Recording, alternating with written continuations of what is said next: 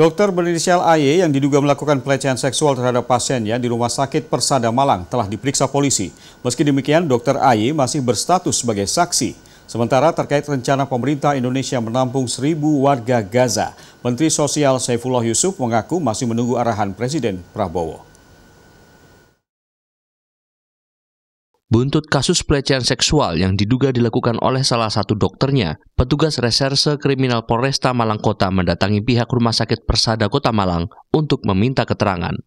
Selain melakukan pengecekan kamar inap korban, polisi juga mengumpulkan alat bukti, di antaranya CCTV. Kasih Humas Polresta Malang Kota Ibda Yudi Risdianto Senin siang menjelaskan, polisi telah meminta keterangan dokter berinisial AY.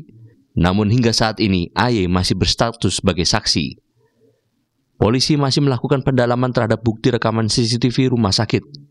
Pasalnya dugaan pelecehan seksual terjadi pada tahun 2022 dan harus dilakukan analisa. Sementara itu terkait rencana pemerintah Indonesia menampung 1.000 warga Gaza di tanah air, Menteri Sosial Saifullah Yusuf mengaku menunggu arahan Presiden Prabowo. Saifullah Yusuf menegaskan Indonesia siap menyambut para korban dengan hati terbuka, selama tahapan administrasi dan teknis dapat diselesaikan secara cepat dan tertib. Pihaknya juga siap menampung dan menyiapkan tempat rehabilitasi sementara warga Gaza. Salah satu daerah yang akan dipersiapkan yakni di Provinsi Bangka Belitung. Namun hal itu bisa terrealisasi jika semua pihak menyetujui. Kemensos juga akan membentuk tim koordinasi khusus, melibatkan instansi termasuk Kemenlu, Kemenkes, dan lembaga non-pemerintah. Kemarin kan sudah disampaikan itu oleh Presiden ya, jika memang disetujui oleh semua pihak, karena akan ada evakuasi dalam rangka untuk rehabilitasi warga Gaza yang sifatnya sementara. Nah, kalau memang ada arahan untuk Presiden, Kementerian Sosial menyiapkan tempat, kami tentu punya beberapa tempat. Tapi nanti kita semua nunggu arahan dari Presiden.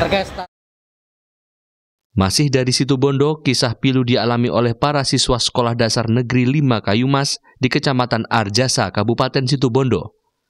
Mereka harus belajar di bawah ancaman ambruknya atap sekolah. Sejumlah atap kelas terlihat melengkung dan nyaris ambruk akibat kayu atap lapuk. Bahkan ada ruang kelas yang bocor karena atapnya berlubang. Kondisi ini diperparah oleh hujan deras yang kerap terjadi membuat plafon serta genting berjatuhan dan lantai kelas tergenang air. Para siswa dan guru terpaksa menggunakan ruangan tersebut untuk kegiatan belajar mengajar karena ketiadaan ruang kelas yang layak. Nyaman nggak untuk belajar kalau seperti ini? Tidak. Takut? Iya. Kalau musim hujan seperti ini gimana kondisinya? Bocor. Terus untuk belajarnya gimana? Susah. Dipindah kursinya. Pihak SD Negeri 5 Kayumas mengaku kondisi memprihatinkan ini sudah terjadi sejak 2021 lalu. Pihak sekolah telah mengajukan perbaikan gedung sekolah, namun hingga saat ini belum mendapat giliran perbaikan. Tim Liputan.